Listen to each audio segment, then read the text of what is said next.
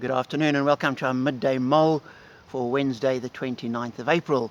A day full of clouds that come and go, and the sun comes out and it warms up, and then a cloud covers the sun and it cools down and the chill comes back in again. And I was struck by the fact that we experience the light of Christ, which is never dimmed, and we bask in the warmth of the love of God, which is always there. And it sort of highlighted to me the perspective we have when we look at the world, and that we can view the world from a godly perspective, which isn't burying your head in the sand, but changes your perspective of how things are.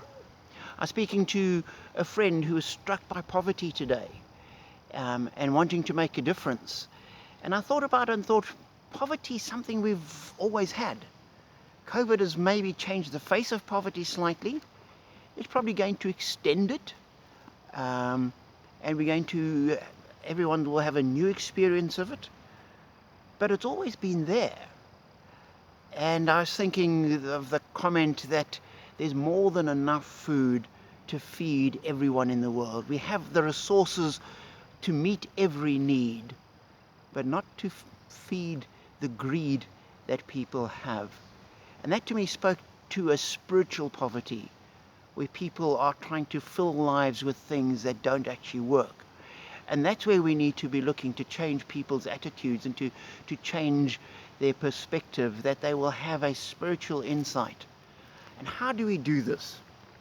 Again, reading through the book to the Hebrews, the letter to the Hebrews, chapter 4 and verse 16 says, "Let us then approach God's throne of grace with confidence." We're talking about God's throne of grace. It's a throne we approach because of the grace, not because we've done things or said things or paid things or achieved anything. It's grace, the grace of God, and we can approach that throne with confidence. And as we do so, we ask that we may receive mercy and find grace to help us in our time of need. And so as we wrestle with our own reality and our lives, we have God's grace there to help us and change our perspective and meet our needs. As we look at what we're doing in the world and how we meet the needs of the world, there too, God's grace is able to guide us.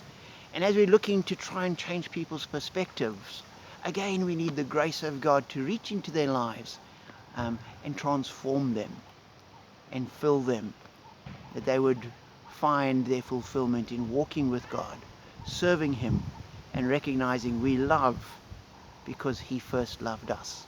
And so may you know the love and grace and warmth and the bright light of Jesus this day, irrespective of what the clouds are doing in the sky.